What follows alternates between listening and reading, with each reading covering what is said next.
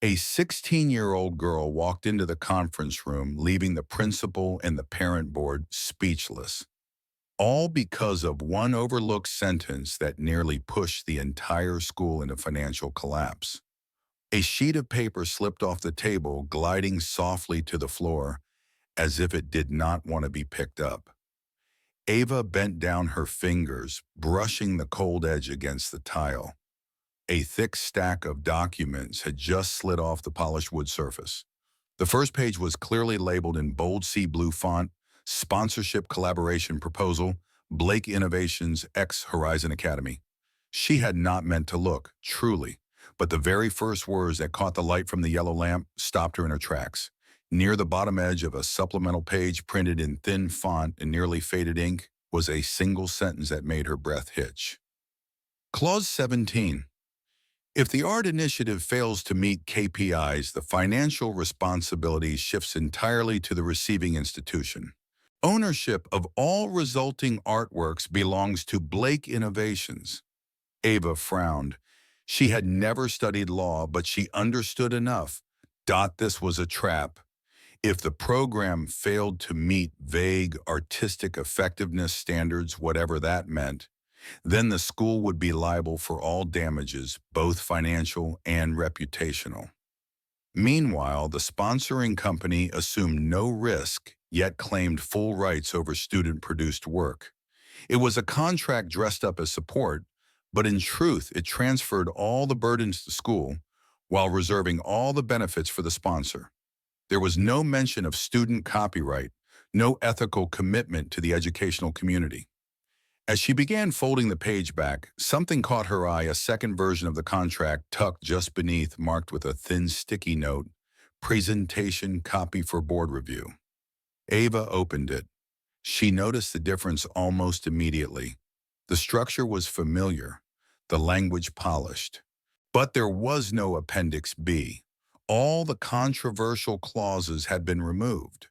One version to impress the public, the other, the real one, prepared solely for those in power. Her fingers grew cold as she flipped to the final page. Beneath the signature section, a handwritten note in blue pen read, Internal copy for principal only. Do not distribute to board. Ava looked up. Through the frosted glass, she saw her mother.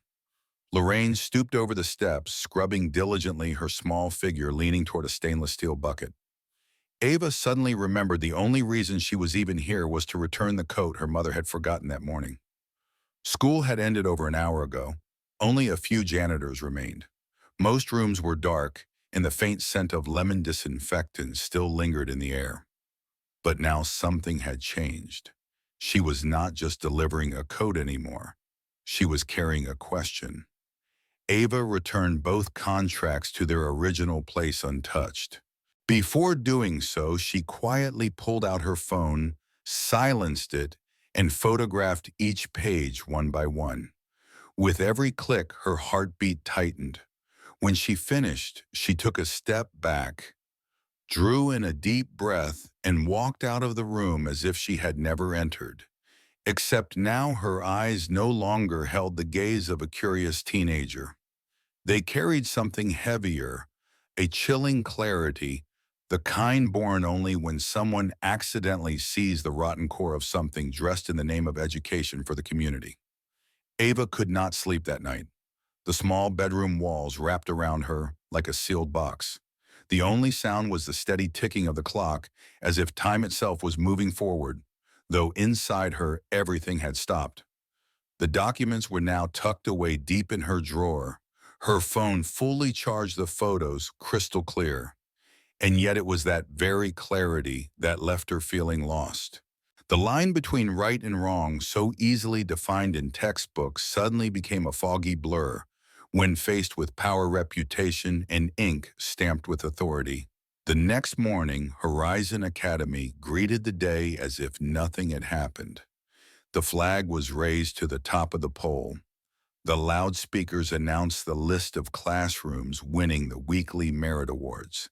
And over at the council wing, an important meeting was already on the schedule, a meeting where Principal James Harper would officially sign the sponsorship agreement with Blake Innovations to launch the new arts program. Everything was on track. Everyone was in place. Ava stepped into the small conference hall behind the library uninvited, unannounced, but no one stopped her. Perhaps because no one expected a student to walk into a meeting reserved for adults. She took a seat in the last row.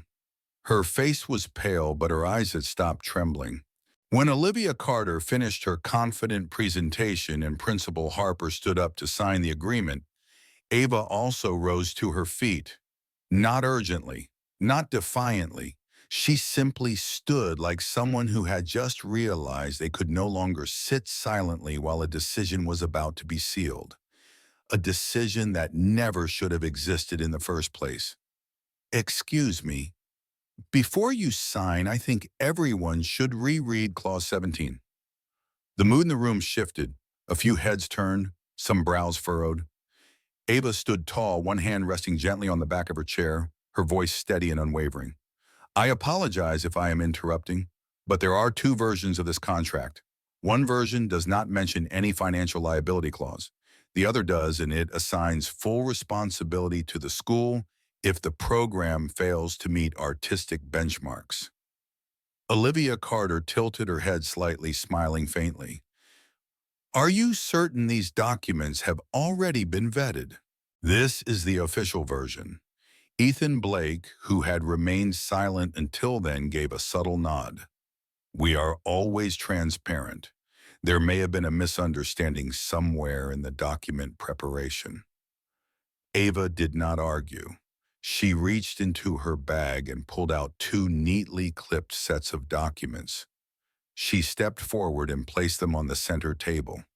These are the two versions I found yesterday in the conference room. One is the presentation copy, the version shared publicly. The other contains Appendix B with Clause 17 printed faintly at the bottom. James Harper took the pages, flipped through them, slowly reading. His expression shifted from confusion to contemplation, and there it was on the last page in fine italic print. A room that once felt perfectly choreographed now began to ripple with tension. Some teachers lowered their heads to reread their handouts. A few parents exchanged quiet looks. Ethan remained motionless, fingers tapping the tabletop like he was keeping rhythm to a tune only he could hear. This student is simply misinterpreting a supplemental draft, Olivia said, her smile still present, but her voice now sharper. Sponsorships always come with technical conditions. There is nothing unusual here. Ava raised her gaze. What is unusual is not the condition itself, but that it was hidden in the uncirculated version, one that would bind the school entirely if signed in error. James Harper set the pen down. He said nothing, but that gesture alone silenced the entire room. Then another voice sliced through the stillness like a cold blade.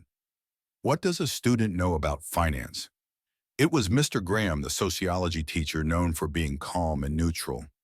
He stood with arms crossed, eyes fixed on Ava, his tone laced with both suspicion and frustration. You are disrupting an important meeting. This is not the place to express personal opinions. A few scattered nods followed, not because everyone agreed, but because they were unsure how else to respond. But Ava did not look down. She stood there quietly, letting Mr. Graham's question fall into the air like a stone sinking into murky water. Rumors always outrun the truth, and in a school they do not need wings to fly. They can sweep through the hallways by noon. When Ava walked into class the next morning, no one said anything outright, but she could feel a subtle shift in the air, as if there was now an invisible line separating her from the rest of the classroom. Conversations that had been mid-flow dropped to a whisper as she approached. Eyes that had once been warm now slid past her like they had accidentally glanced at a shadow. No one confronted her directly, but she could hear the fragments, the hushed pieces of commentary drifting between the hallways and the parking lot. She really thinks she's in some kind of movie, playing the hero card like we cannot see right through it. Just wants attention. Who else storms a board meeting like that? The teachers said nothing, but their eyes told a different story, like glass covered in a thin layer of dust. Hard to read, but the recognition that once lived there had faded. A few avoided eye contact altogether. Others gave only faint nods in passing as if afraid to be seen, showing support for someone now marked by scrutiny. That afternoon, her mother Lorraine came home earlier than usual. Her eyes said more than any explanation could. When Ava asked, she simply set down her bag, poured herself a glass of water, and spoke between uneven breaths. They told me to be careful for letting you see the documents in the staff room. They did not blame me directly, but they said if it happens again, my position might need to be reviewed. Ava clenched her hands tightly in her lap. The thin lines printed in that contract now felt sharp like blades. They were not just cutting through the school's budget anymore. Now they were cutting into her mother's job. The woman who had spent her life quietly cleaning away the messes left behind by others. She walked silently to the corner of the room, toward the small wooden desk by the window. In her mind, a name echoed a piece of memory her mother had once mentioned during a rush dinner. Michael Reed, former art teacher, the one who was asked to leave under unclear circumstances. The one her mother said had simply asked a few questions about some strange budget numbers. Ava did not hesitate any longer. She quickly made her way to Reed's home. The apartment where he lived sat on the edge of the city in an aging neighborhood where the iron railings were rusted and only half the hallway lights still worked. She stood in front of door 206, her heart beating slow but heavy, and gently knocked. The door creaked open. A thin man appeared, his hair already streaked with gray, his eyes sunken behind a pair of worn glasses. He tilted his head slightly when he saw her, surprised but not dismissive. "My name is Ava, Lorraine's daughter," she said. "I need to understand something about Blake Innovations, about the sponsorship, and about what you once saw but were not allowed to say." Michael asked no questions. He paused for a few quiet seconds, then stepped aside to let her in. The room was small, modest, but orderly. On the desk were a few framed paintings turned to face the wall, as if they had been denied permission to be seen. In the corner sat a large plastic box covered in dust and labeled, "Archive, no longer property of the school." Michael took a seat, opened the lid, and pulled out a bundle of documents wrapped in a zippered plastic sleeve. The text on it faded with time. Inside were bank transfer statements, numbers clearly printed, transaction descriptions precise, and the sender always the same, Blake Innovations. But the destination was not Horizon Academy. The funds had been redirected to an offshore company registered in the Cayman Islands, with account numbers and legal entities never disclosed in any contract Ava had seen. "I submitted these to the finance office," once he said, voice low and raspy, like each word had to be pulled from deep inside. "2 weeks later, I received a letter inviting me to resign. Voluntarily." Ava remained silent, tracing the rows of numbers with her fingertips. On the third page, her hand froze. Beneficiary account holder Carter Olivia. Not a company name, not a community initiative. A single unmistakable name, the woman leading the parent board. The same woman who had smiled before the entire school and dismissed any financial risk during the meeting. Ava looked up. The uncertainty in her eyes was gone. In its place was something else, sharp, composed, and silently resolute. "So from the very beginning, they were never sponsoring for the students," she said quietly. "They were investing and expecting a return." Michael nodded slowly, then leaned back in his chair.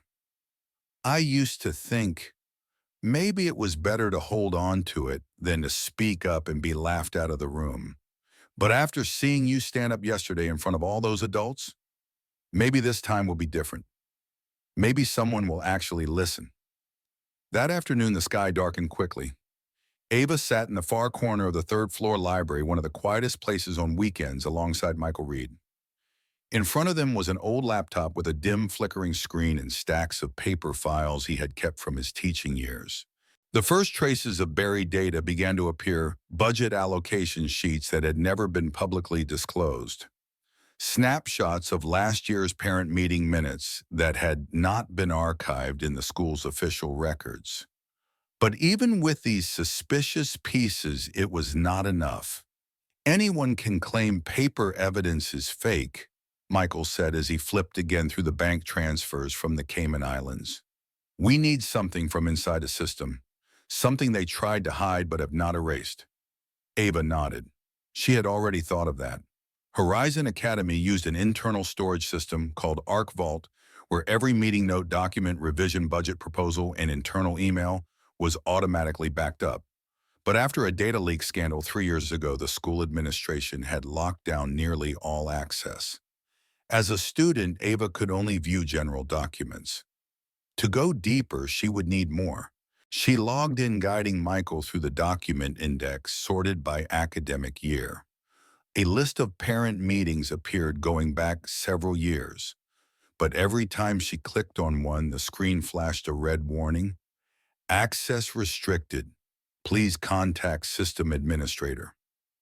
Michael exhaled slowly. They wiped it, or buried it too deep. Ava stayed silent. Her fingers kept moving across the keyboard. She did not know exactly what she was looking for, only that if they stopped now, they would never reach the heart of it. The part Blake and Olivia were so confident no one could ever touch. Outside, rain began to fall. The first drop hit the window like a quiet reminder time does not wait. Ava was about to shut the laptop down when a notification popped up in the corner of the screen. One new email, sender anonymous. The subject line read only 3 words, "Do not trust them." She opened it. Inside was a short paragraph, no name, no signature, no way to verify it. But something about it felt unmistakably real. Every word carried the weight of someone who had stayed silent for too long. I was once promised a scholarship. They said that I was the model student, the chosen one. I believed them, truly. But then I saw things I was never meant to see. They do not offer opportunity. They use it to silence people. Be careful. They will do anything to keep their power. Ava read it twice. The message was brief, but each line pulsed with the quiet intensity of someone writing their first words with trembling hands. Do you know who sent it? Michael asked softly. Ava shook her head. No, but it came at the right time. Michael looked out the window. Right time usually means the right person too. A few days after receiving the log file from Henry, Ava sat across from a woman she had only known by name, one often cited in articles about student rights and educational justice. Sarah Mitchell, an attorney specializing in cases where students take on schools and parent boards. Sarah's office was not in a fancy building.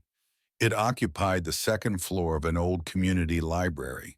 But her eyes were sharp as blades, and her smile never arrived before it was absolutely necessary. Sarah had reviewed every document. Ava brought Henry's ghost log, the original contracts, and the handwritten note at the end of the agreement that read, "For principal only, do not share with board." When Ava finished her account, Sarah leaned back in her chair, folded her arms, and spoke in a tone calm enough to be unsettling. You have evidence, but not something they cannot deny. Ava looked up. Emails, internal logs, testimony, any of it can be challenged as forged or inadmissible. Sarah continued. They have lawyers' influence and administrative procedures designed to drag everything into a maze. If you want to shift the balance, you need something even they cannot discredit. Something that comes from their own mouths.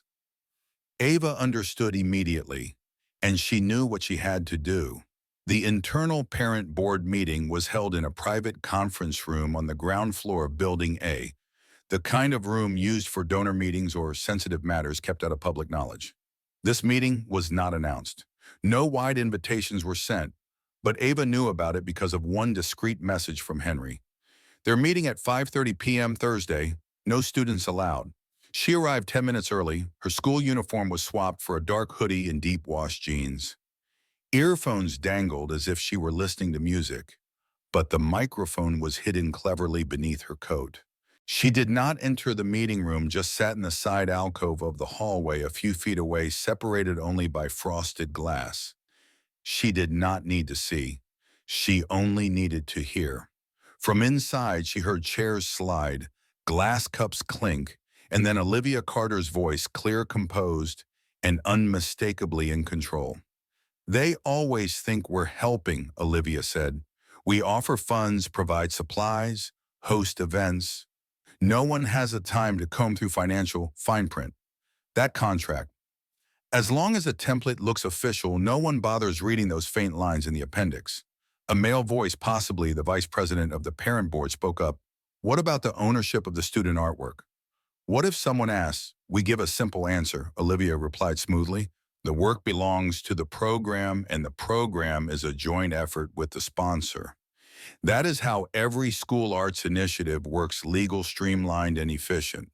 A low chuckle echoed from someone else in the room. Ava felt a chill run down her spine. This was no longer suspicion. This was admission, and she was recording every word. That evening, the audio file was delivered to Sarah. They listened to the entire exchange together in Sarah's office. No interruptions, no heavy breathing.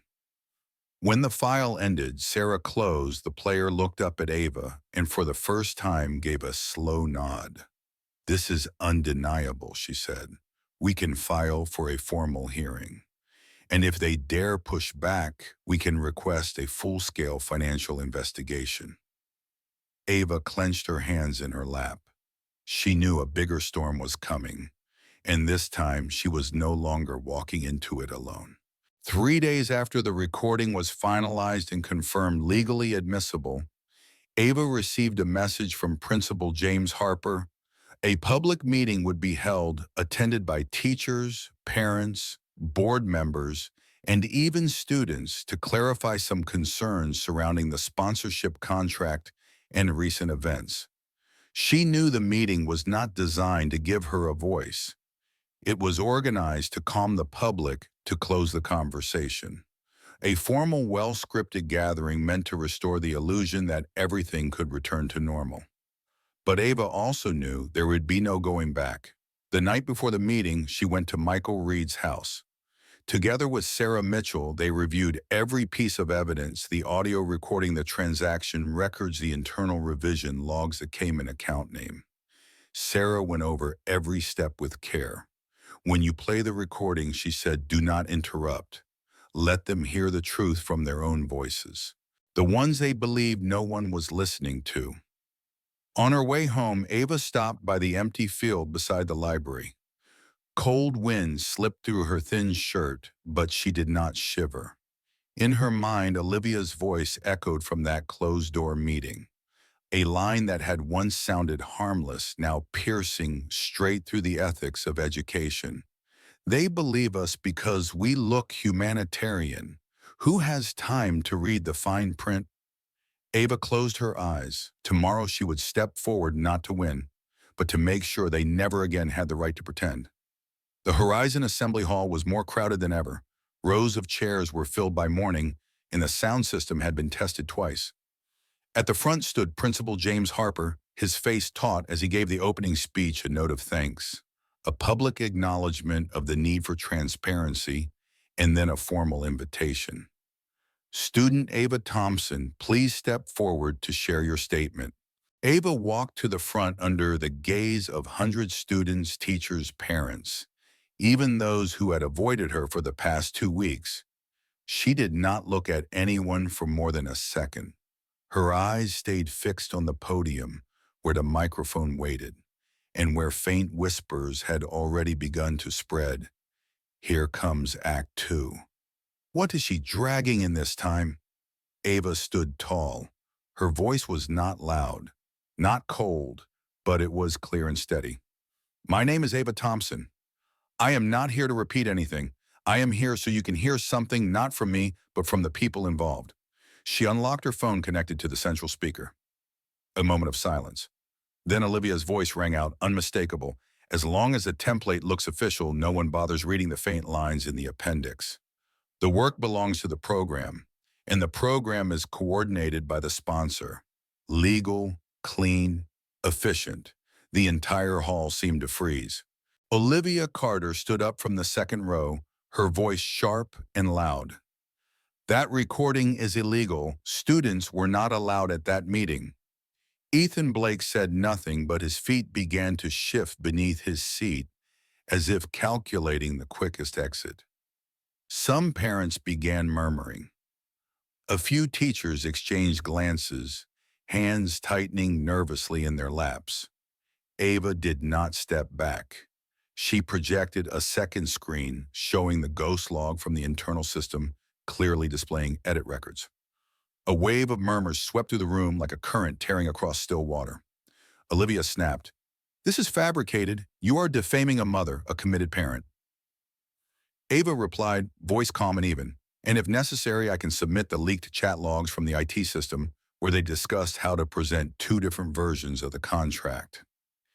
If people still believe this is the fantasy of a 16-year-old, then perhaps I have nothing more to say." She stepped back half a pace. The room fell so quiet the sound of a pen dropping was clearly heard. And then a man's voice rose. Not loud, but clear. And from someone no one expected, "I confirm this girl is not lying." It was Mr. Graham, the same teacher who had once rebuked Ava during a prior board meeting.